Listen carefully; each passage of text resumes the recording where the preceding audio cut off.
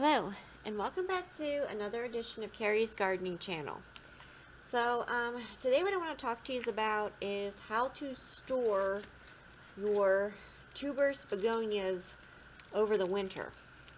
It's one of my tuberous begonias here. You can see the bulb.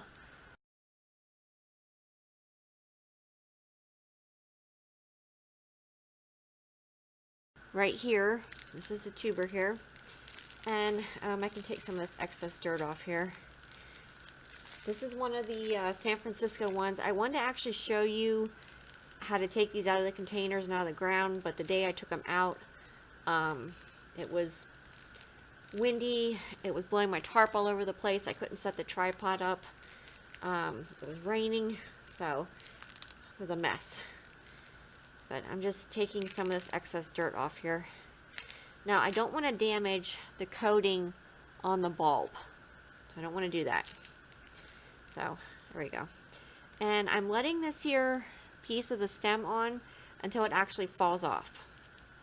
Now, because I grow multiple different varieties of begonia tubers, I'm going to be labeling these. Now, these are the San Francisco ones.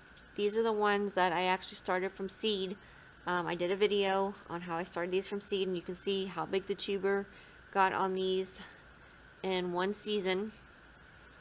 So I've noticed that with the San Franciscos, the Santa Cruza, but the tubers seem to grow larger their first year than like your non-stops. So I'm gonna pick this mess up here then. Here's another one here, and I got these out before a frost or a freeze hit, and I'm just laying them out here on newspaper in the basement, and as soon as they're dried, I'm going to be storing them in paper bags. Now, if you have a tuber that's really small, what you want to actually do with that is you can store it in like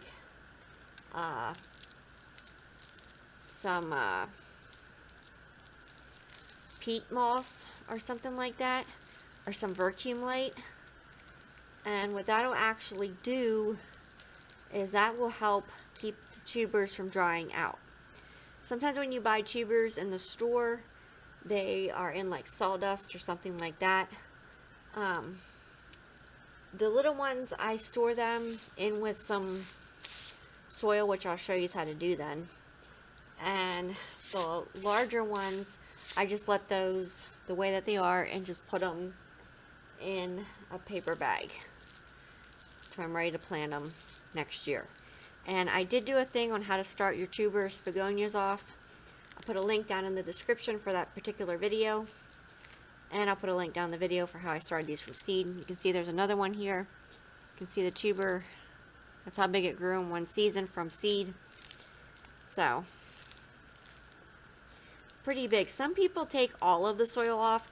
I'm not taking all of the soil off because I don't want to damage the coating on the tuber.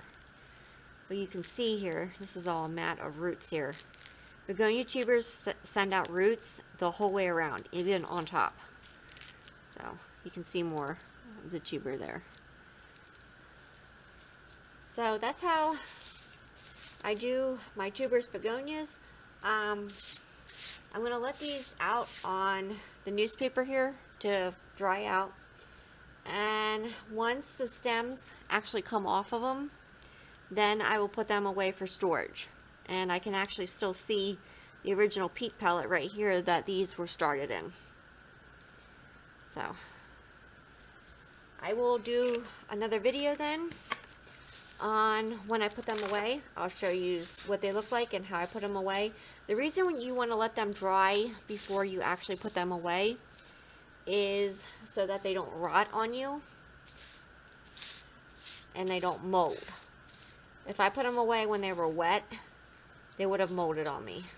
So by letting these out and letting them dry, that's a whole lot better.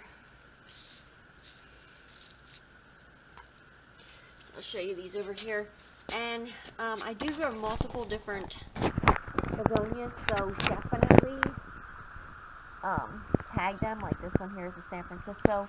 I'm probably going to write it on the paper so I don't get them mixed up or lose them. So if you like my video, please like, comment, subscribe. If you have any questions, you can leave them below and I'll try and answer them for you. Please don't forget to hit that little notification button. Notifies when I put a new video on. Thank you for watching and hope you have a nice day. Bye.